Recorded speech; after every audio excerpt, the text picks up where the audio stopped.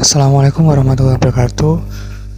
Pada video kali ini saya akan menerangkan mengenai teori gelombang. Sebelumnya, nama saya Misanul Begovic, NIM digit terakhir 049 dari PTI 2020A. Yang pertama ada mengenai pengertian getaran dan gelombang. Sedangkan untuk getaran sendiri yaitu sebuah getaran dapat didefinisikan sebagai sebuah gerakan bolak-balik dari titik seimbang. Sedangkan untuk gelombang adalah bentuk dari getaran yang merambat pada suatu medium.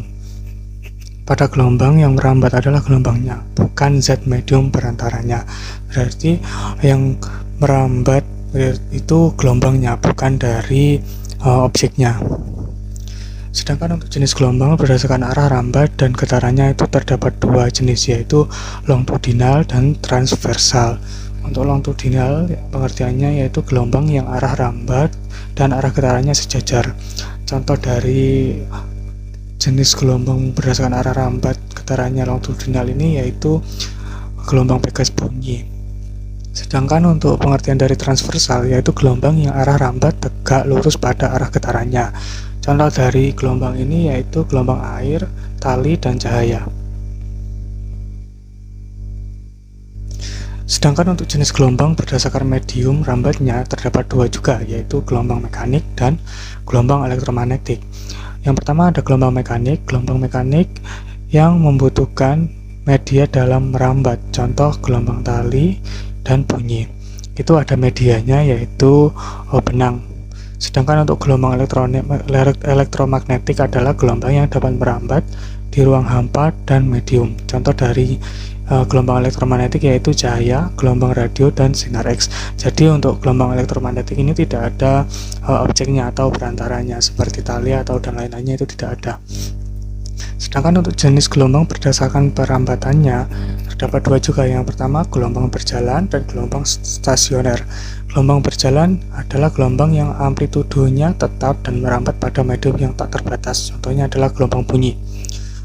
Sedangkan untuk gelombang stasioner adalah gelombang yang amplitudenya berubah sesuai posisi dan merambat pada medium yang terbatas.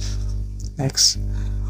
Untuk komponen gelombang ada tiga. Yang pertama frekuensi, yang kedua amplitudo, yang ketiga ada panjang gelombang. Sedangkan untuk frekuensi ini banyak getaran atau gelombang dalam satu titik ya.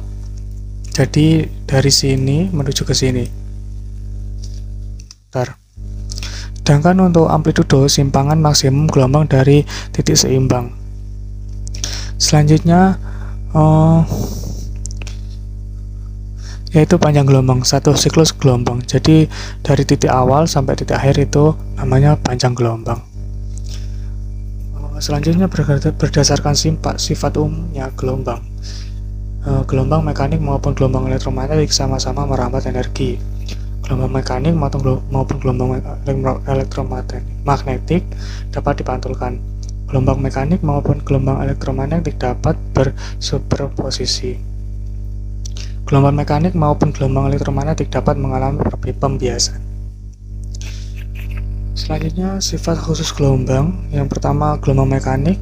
Sifatnya gelombang mekanik memerlukan medium untuk merambat. Gelombang mekanik memiliki frekuensi yang terbatas. Gelombang mekanik dapat didengar atau sensitif terhadap pendengaran pada frekuensi tertentu, yaitu 20-20.000 Hz.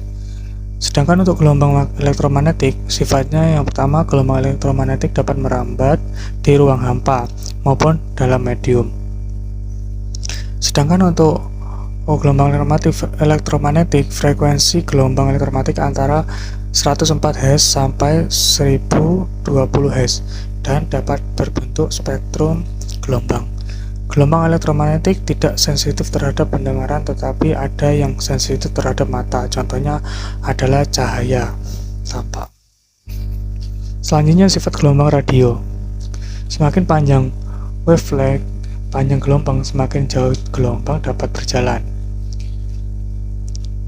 Semakin panjang wavelength atau panjang gelombang, semakin baik gelombang tersebut dapat melakukan penetrasi terhadap penghalang.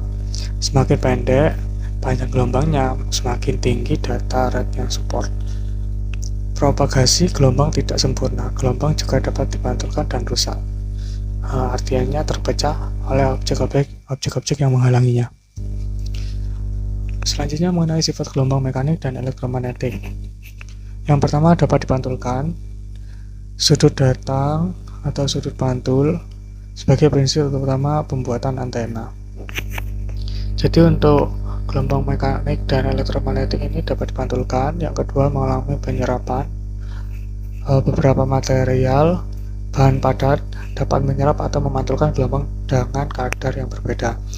Yang ketiga adalah dapat dibiaskan atau refleksi, kejadian di mana gelombang yang mengenai objek akan berubah sudut atau arah dari satu gelombang menjadi menyimpang dari arah atau sudut awal.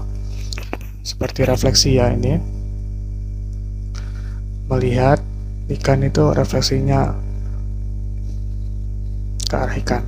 Selanjutnya mengalami difraksi, pelenturan, perubahan gelombang saat mengenai benda padat. Contohnya gelombang yang membentuk sebuah lubang kecil akan menghasilkan bentuk gelombang yang baru setelah melewati lubang tersebut.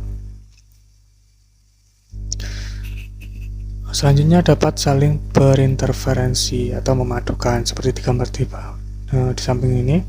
Bila terjadi interferensi antar gelombang, gangguan yang terjadi disebut sebagai noise. Semakin banyak radio yang beroperasi pada frekuensi yang sama, semakin tinggi noise yang didapatkan. Jadi radionya itu banyak noise-nya. Selanjutnya mengalami dispersi. Yang selanjutnya mengalami pengkutupan, polarisasi. Selanjutnya mengenai resonansi, ikut bergetarnya suatu benda akibat bergetarannya benda lain yang memiliki frekuensi alami yang sama atau hampir sama. Contohnya itu senar dari gitar. Senar yang dipetik pada gitar semakin keras karena ada tabung resonansinya. Kaca ikut bergetar akibat adanya petir, dan contoh yang terakhir adalah transmisi radio FM ke pendengar. Itu saja dari saya. Terima kasih. Wassalamualaikum warahmatullahi wabarakatuh.